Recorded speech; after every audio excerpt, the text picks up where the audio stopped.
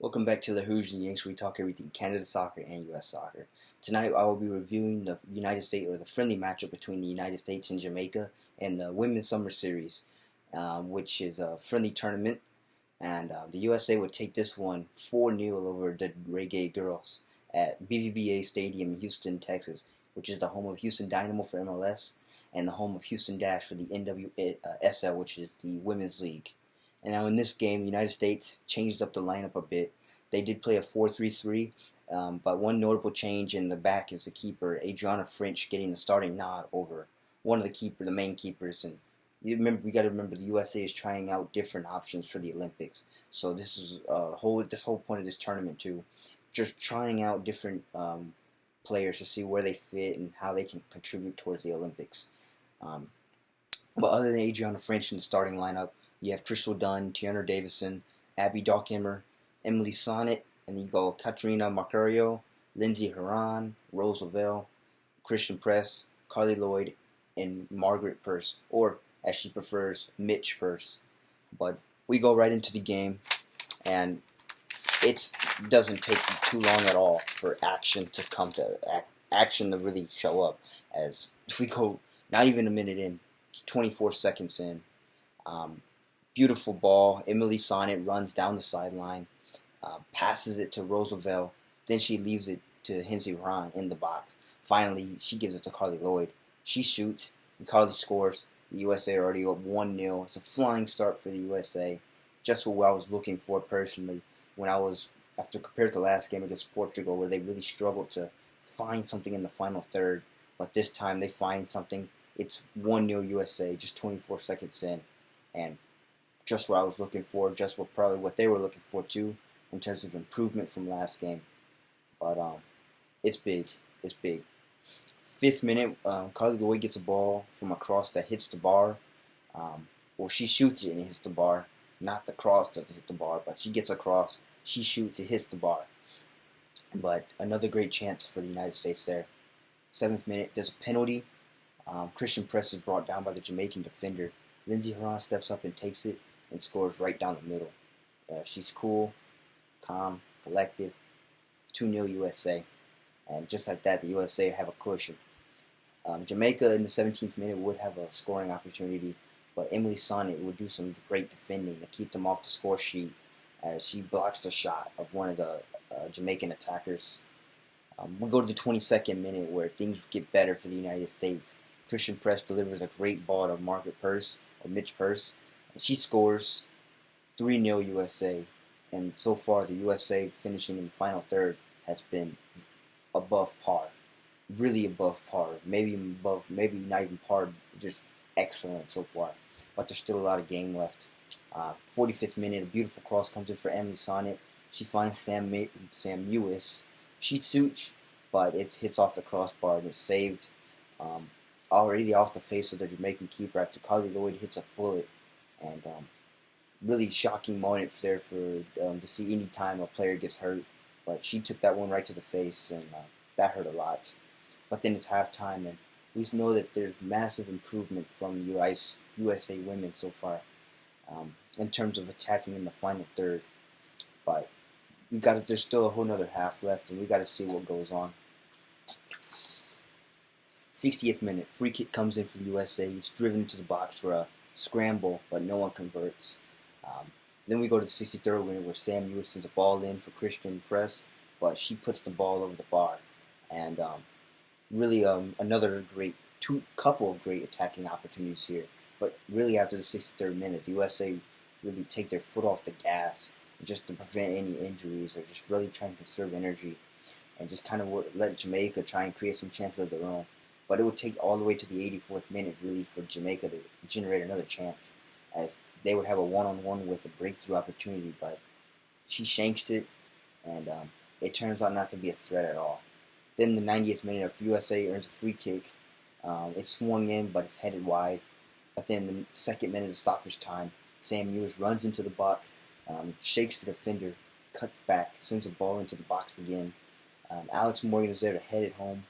And it's 4-0 USA. That's the nail in the coffin, if there wasn't already a nail in the coffin. Game wins, or game is over, time's up, USA win this one 4-0. Stats as follows: 19 shots to 3 for the USA, out shooting Jamaica. 9 of those shots for USA on target, while Jamaica didn't have a shot on target. 73% for the possession for the United States, while only 27% for Jamaica. 579 passes completed for the United States compared to Jamaica's 220 passes. 85% pass accuracy for the United States rather than Jamaica's 55% pass accuracy. 5 fouls to 6.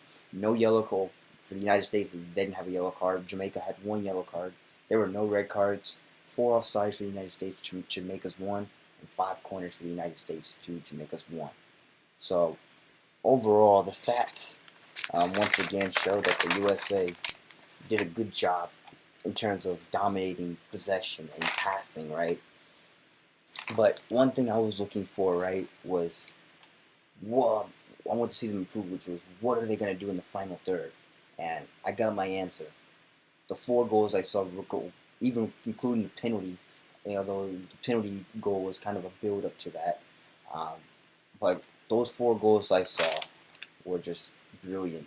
I mean, the USA looked deadly and lethal, actually. They looked like the USA I know. They were sending balls, dangerous balls, into the box, which were headed on target. A couple of them were really threatening. They were shooting in the box, a couple crossbars and a couple saves from Jamaica. It was just back. They looked back almost to their old selves, and even without their starting a strong lineup.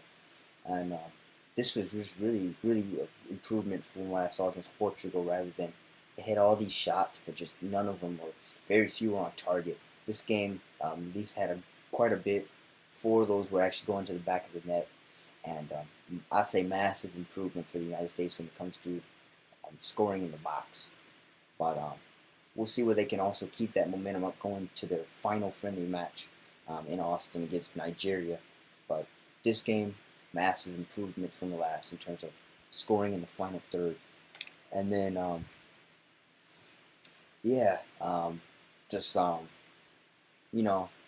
once again, the goal of these games is to find out what the United States can work on for the Olympics. These are tune-up games, right? So you're trying to find out what the United States needs work at. And so last game, that was final third. This game could still be, I guess, in final thirds with more chances that can be finished. Because I guess you can never be too good in the final third. So you can always work on final third. But in terms of just the general passing and possession, I'd say the USA's got that packed. Now, defense-wise, other than I can't really say they've been tested a whole lot, other than playing Sweden, right? So the USA, I guess, defense is a question mark to be just to be curious about. See how they do against more quality opponents, I should say, in the Olympics, like Sweden, France, England, Germany, and so on. Even Brazil and Canada. So it would be interesting to see how their defense will hold up, because it looks like I don't think they're going to get to play any, from here into the Olympics, any quality opponents in friendlies or anything like that. But we'll see what they'll do, how they'll manage their defense. But right now, I'm just looking for final third and offensive attacking opportunities. And this game, they passed. This game was a massive improvement from the Portugal one. 4 goals, 1 off the penalty, but leading up to the penalty, it was a great ball delivery into the box. But great, it was just great. Now there is one concern though for the United States, and that is Roosevelt going down, and that's one thing. All this game, right? You want to play friendlies, you want to improve on stuff, but you don't want players getting injured, right? And so Roosevelt, when she goes down, it's a big injury concern for the United States. But hopefully she was able to walk off on her own power, and really she looked all right. But we don't know. I mean, we don't know what the injury is. If we look, the same thing happened to like the men's, right, with Tim Howard. He was able to kind of limp off on his own, but we didn't really know what the injury was, and it just turned out to be a knee bruise. So we'll see what if same things, kind of a similar injury is there to also Roosevelt. But it's not a good, anytime you play friendlies or games that are not really like competition, any game in general, it's not good to see any kind of injuries leading up to this game. But we hope she's all right, and we'll see if she can play against the next game in Nigeria. in Austin against Nigeria. So we'll see how that does. And that's speaking going into Nigeria. Speaking of that next match, um, I guess Nigeria. We'll see if they can complete that momentum, as I said earlier. Just going into the final third and just keep finding those chances. We'll see if they can keep doing that, and they'll be doing that in the newly opened stadium, or will be the Q2 Stadium in Austin, which is the home of Austin FC. And funny enough, they get to actually play their first, get to play a game in there before Austin FC plays their first game in their own stadium. So we'll see how we get to see kind of a pregame of how the fans and players and the whole framework of the game works in Austin FC, their new stadium. But that's their next game against Nigeria. But in terms of this game, massive, massive, massive improvement in terms of chances in the final third, and that's just grand. I like to see that. Next game, to see if they take that momentum, just keep attacking, keep attacking. It would be nice to see them get tested defensively, but as of right now, I don't know if that's going to happen. But if it does, it'll be great. But right now, I'm just looking for offensive activity. Can they score in the final third? Can they be clinical and lethal like they are normally? And but that's what I was looking for this game. Massive improvement. Good job for them. And we'll see if they do that next game. The next game I have for you guys is a Canadian women's versus Brazil. This is also being played in Spain due to COVID restrictions in Canada. But this should be a good match as Canada will be tested. Brazilian women they're number 7 in the world, and Canada are number 8 on paper. But we'll see what they do on the field. But I say it should be a great match. They played each other in the Shiba Lease Cup, and Brazil actually won that one, I think 2-0 over Canada. And we'll see if Canada learn from that or if they will continue to make silly mistakes. But we'll find that out tomorrow, and that should be a great game as mentioned earlier. But for now, that is it, and I hope you guys enjoyed this video of the USA breakdown against Jamaica. If you like videos like these, make sure you like, comment, subscribe. Tell all your friends that we're getting ready for the women's are getting ready for the Olympics.